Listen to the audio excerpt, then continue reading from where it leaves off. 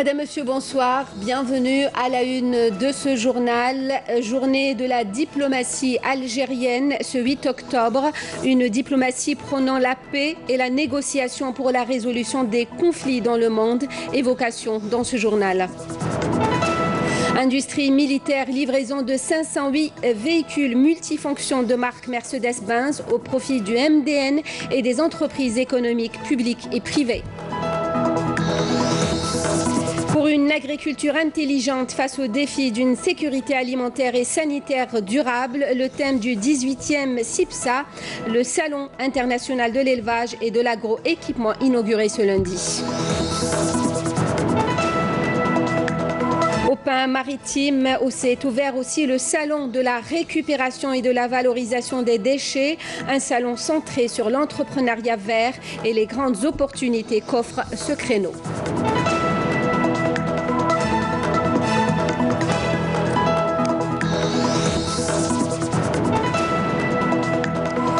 Nous sommes le 8 octobre et nous célébrons le 56e anniversaire de la journée de la diplomatie algérienne. Cette date coïncide avec le jour où le premier président de l'Algérie indépendante avait hissé le drapeau algérien au siège des Nations Unies à New York. C'était le 8 octobre 1962.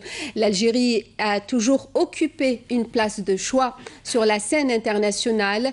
Le dialogue pour résoudre les différends, le respect de la souveraineté des États et la non-ingérence dans les affaires internes des pays sont les principes fondamentaux de la diplomatie algérienne. Amel Messaïd. Juillet 2018, l'Éthiopie et l'Érythrée signent un accord qui stipule la réouverture des ambassades et frontières terrestres des deux pays. Un accord qui intervient 18 ans après la signature en Algérie de l'accord de paix. Un accord rendu possible grâce au président de la République Abdelaziz Bouteflika et son talent de fin diplomate et son expérience reconnue dans la médiation entre les deux pays voisins, dont le conflit aura causé la mort de dizaines de milliers de personnes. Et parmi les succès retentissants de la diplomatie algérienne, la signature de l'accord de paix et de réconciliation entre les Maliens en juin de 2015. Le dossier libyen n'est pas en reste. Là aussi, l'Algérie a joué un rôle prépondérant en multipliant les déplacements pour accompagner les Libyens dans leur démarche pour la paix. L'approche du vivre ensemble et de réconciliation adoptée et exportée par l'Algérie fait d'elle un exemple à suivre et a forcé le monde à accepter la proposition de l'Algérie d'instaurer une journée internationale du vivre ensemble. La diplomatie algérienne est célébrée le 8 octobre de chaque année en référence au 8 octobre 62, le jour où l'emblème national a été hissé au siège de l'ONU, symbole de son adhésion à cette organisation. L'ONU reconnaît par là même l'expérience algérienne dans la lutte contre le terrorisme et l'extrémisme et la considère comme référence internationale.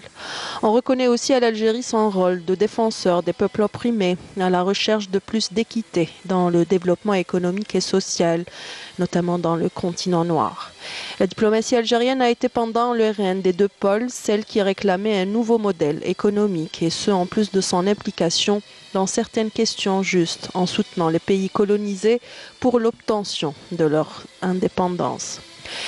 L'Algérie célèbre aujourd'hui cette journée en respectant le principe de non-ingérence dans les affaires des autres, ce qui renforce ses positions vis-à-vis de certaines questions régionales et internationales, ce qui lui vaut aussi l'adjectif de diplomatie calme.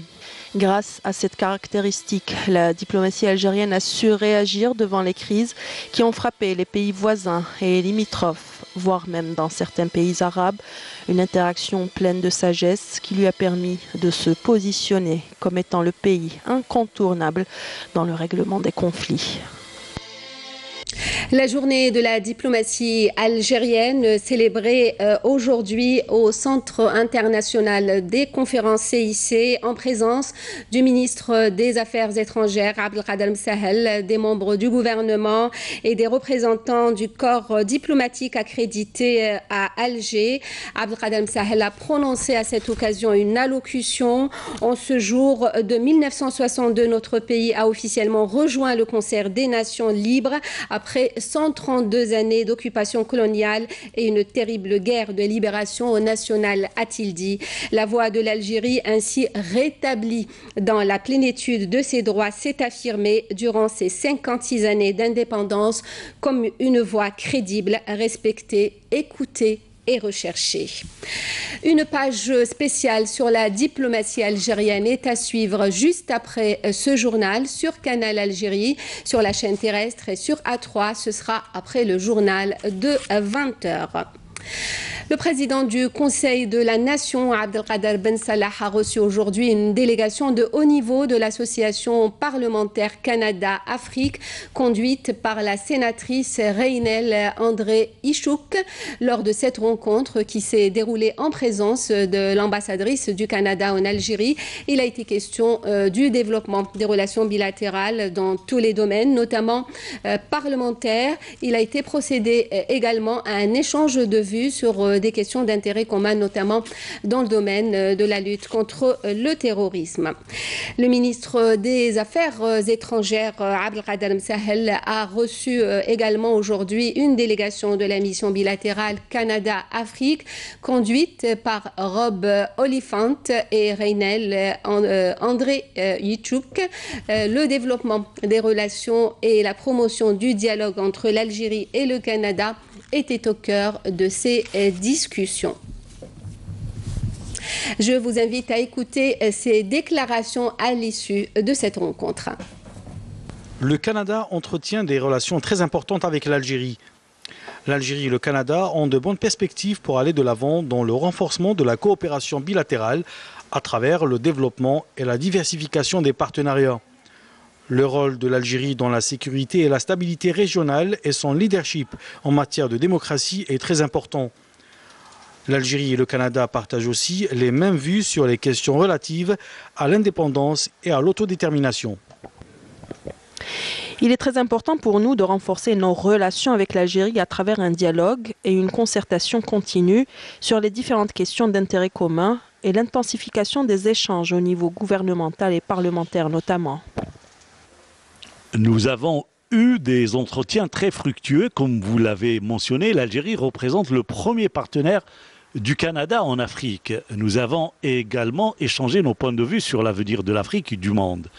Nous avons également abordé le sujet relatif à la résolution des conflits à travers le dialogue et la réconciliation, des principes sur lesquels se base la politique du président de la République, Abdelaziz Bouteflika. Économie, le groupe algérien Ival d'assemblage de véhicules s'installe au Mali. Un mémorandum d'entente portant création d'une représentation et d'un showroom Ival à Bamako a été signé aujourd'hui. Les explications de Amali Seritir. Un autre investissement algérien sur le marché africain. Le groupe Ival s'installera bientôt sur le territoire malien. Il s'agira de l'exportation des modèles Iveco assemblés en Algérie. Ça démontre que le marché africain, notre continent africain, il est à notre portée et que l'Algérie réellement peut être un potentiel hub pour l'exportation vers notre continent. Donc, il faut oser. Nous, Ival, on a l'ambition, on a osé, on a fait notre proposition, on a fait notre demande de s'installer sur place comme succursale, premièrement. Développer le service après-vente parce qu'il y a déjà un parc existant d'Iveco au Mali. La première des choses, c'est de prendre en charge immédiatement le parc existant avec le service après-vente et la disponibilité de pièces de rechange. Et après, on va entamer la commercialisation des véhicules. Et vous savez, au Mali, une fois installé, donc on est dans la communauté de CEDEAO, qui dit l'exonération des taxes, l'exonération de toute taxe.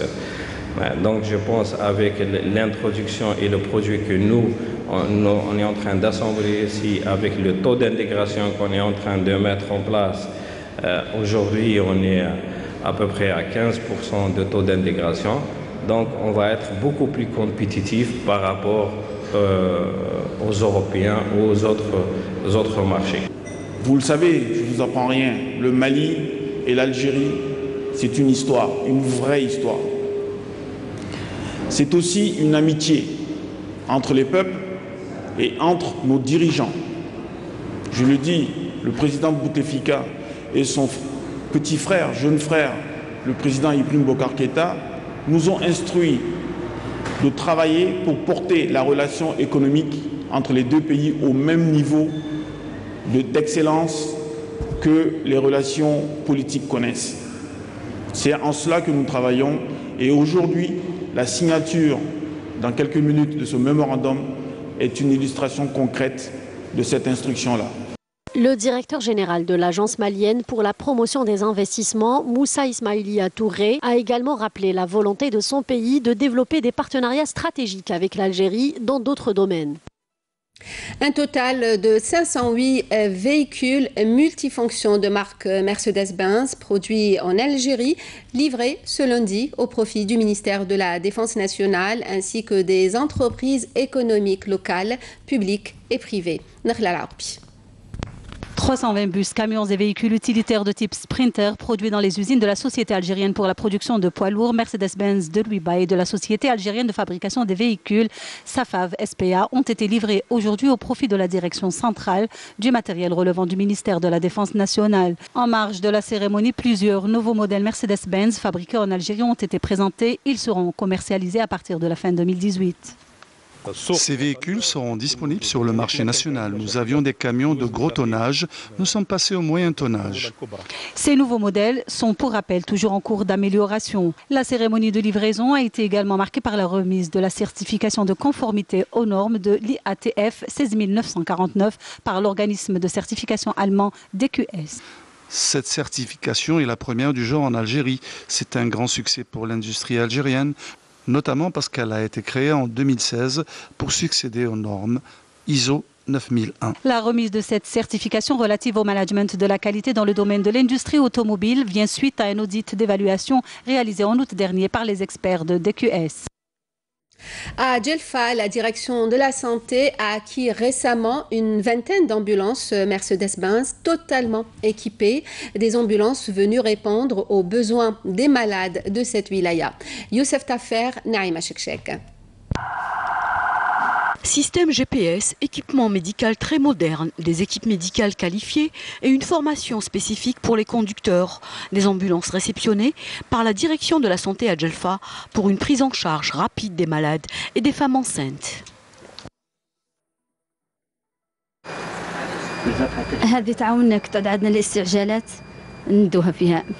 Cette ambulance nous aide quand nous avons des urgences. Elle est sophistiquée et dispose de toutes les choses dont nous avons besoin.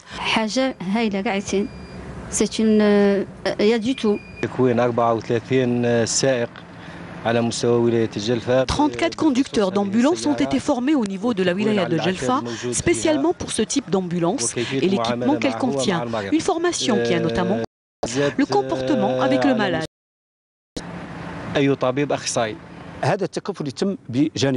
Les urgences se font beaucoup dans les régions retirées ainsi qu'avec les femmes enceintes et ces nouvelles ambulances sont parfaites pour nous.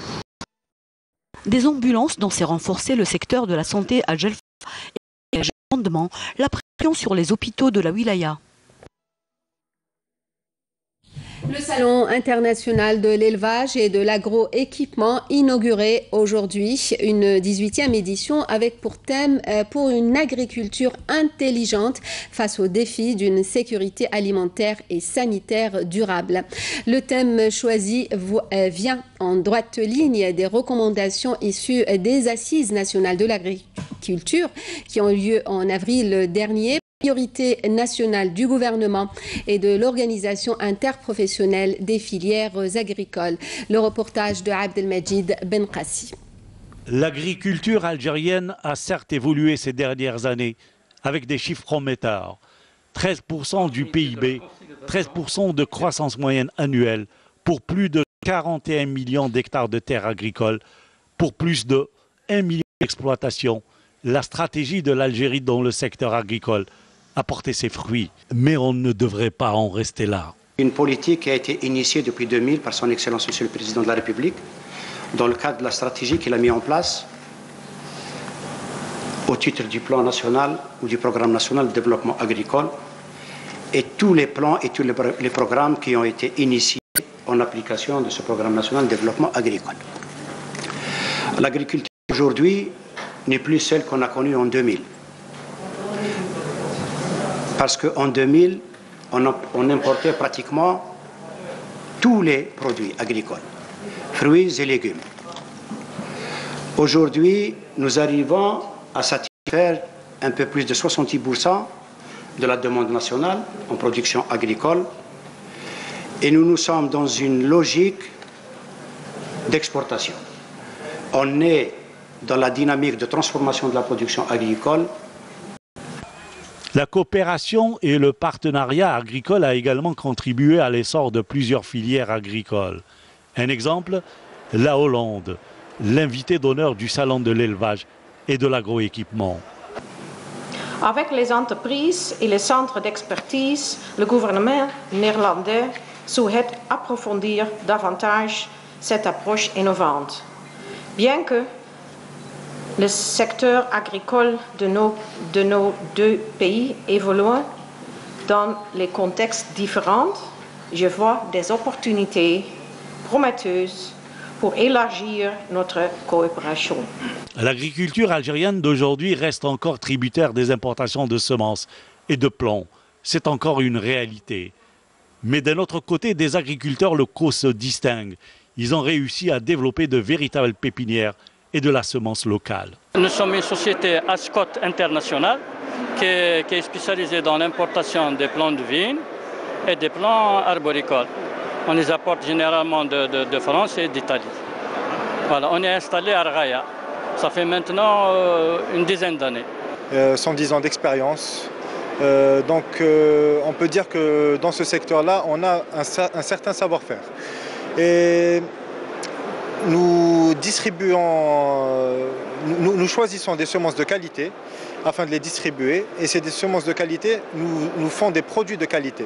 Nous sommes nous-mêmes producteurs et nous faisons aussi l'export. Le fruit algérien, quand il est de bonne qualité, est un fruit qui est vraiment très demandé à l'extérieur, bien sûr. La facture globale des importations de produits alimentaires reste tout de même lourde et a atteint près de 5,9 milliards de dollars pour les 8 premiers mois de l'année 2018. L'Algérie importe annuellement quelques 8,5 milliards de dollars de produits alimentaires. Et la sécurité alimentaire sera le thème ce soir de Questions d'actu, l'émission présentée par Nazim Aziri après le journal de 20h sur Canal Algérie. Le salon de la récupération et de la valorisation des déchets, le REVAD, dans sa 3e édition, a ouvert ses portes ce lundi au Palais des Expositions au Pin Maritime à Alger. Organisé par la CACI, la Chambre algérienne de commerce et d'industrie, en collaboration avec l'Agence nationale des déchets, ce salon est centré sur l'entrepreneuriat vert et apporte des opportunités de partenariat en matière de recyclage et de valorisation des déchets. Abdelhalim Yaïch, reportage. Dans un monde où croissance économique rime avec production de déchets, la transformation de ces mêmes déchets en ressources utiles peut être profitable à tous grâce à une gestion efficace qui implique tous les intervenants. L'Algérie, elle se projette vraiment vers une vision globale de développement durable où la gestion des déchets, c'est une stratégie très importante sur laquelle s'appuie ce changement, cette transition hors hydrocarbures pour une économie vraiment forte et une économie qui génère de l'emploi, qui génère aussi de la richesse. Et ça, c'est très important, avec l'implication totale du citoyen qui constitue le maillon le plus fort. C'est sur lui que se repose cette stratégie. Ce n'est pas sans lui, on ne peut rien faire. Le citoyen au cœur de l'action environnementale, c'est le credo qu'a choisi cette association Annaba qui a opté pour le vélo afin de mettre en valeur la collecte des déchets. C'est une association qui milite pour le sport au service de l'environnement. Beaucoup plus que c'est Green Bike, c'est le vélo forcément, c'est le vélo vert. Notre objectif, c'est de faire le bénévolat et de sensibilisation des gens pour qu'ils fassent du sport en même temps qu'ils fassent des trucs éco-citoyens pour notre société. La 3e édition du REVAD permet à des opérateurs économiques qui activent dans le secteur de décrocher de nouveaux marchés et de générer d'importants chiffres d'affaires. Comme ça nous a permis aussi d'avoir une autre clientèle et d'autres partenaires en matière économique et commerciale, notamment que ce soit pour la vente des produits récupérés, plastique, carton, aluminium et tout ce qui s'ensuit, ou trouver des conventions en matière de collecte chez des organismes publics et privés qui génèrent des déchets ménagers assimilés. Pour l'exercice 2017, on a dépassé les 10 milliards de centimes en matière de recettes. Des recettes conséquentes qui prouvent que la valorisation des déchets peut générer d'importants revenus directs et indirects et même créer de la richesse. On a pensé de faire l'adaptation des motos. On va essayer de contribuer par l'environnement et la récupération des déchets et le recyclage. On a adapté des motos spécialement, c'est une propre conception Tana. On a fait une citerne de 800 litres avec un Karcher essence autonome pour essayer de faire le nettoyage des abribus et beaucoup plus les bacs ordures pour qu'ils soient nettoyés sur place.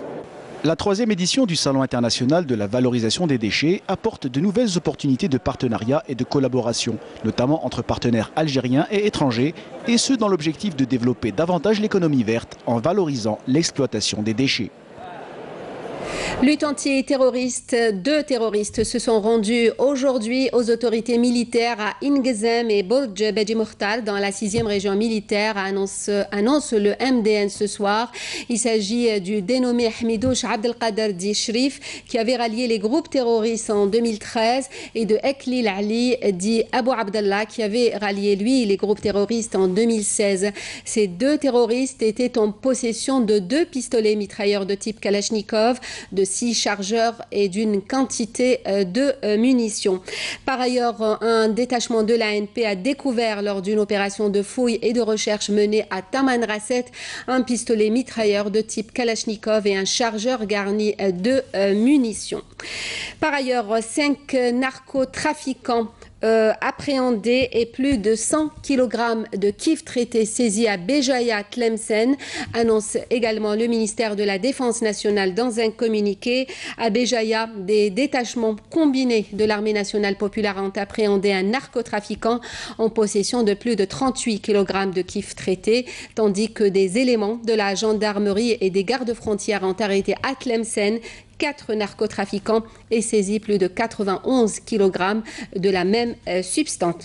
Et c'est la fin de ce journal, le rappel des principaux titres. Journée de la diplomatie algérienne ce 8 octobre, une diplomatie prônant la paix et la négociation pour la résolution des conflits dans le monde. Nous avions une évocation dans ce journal. Industrie militaire, livraison de 508 véhicules multifonctions de marque Mercedes-Benz au profit du MDN et des entreprises économiques publiques et privées.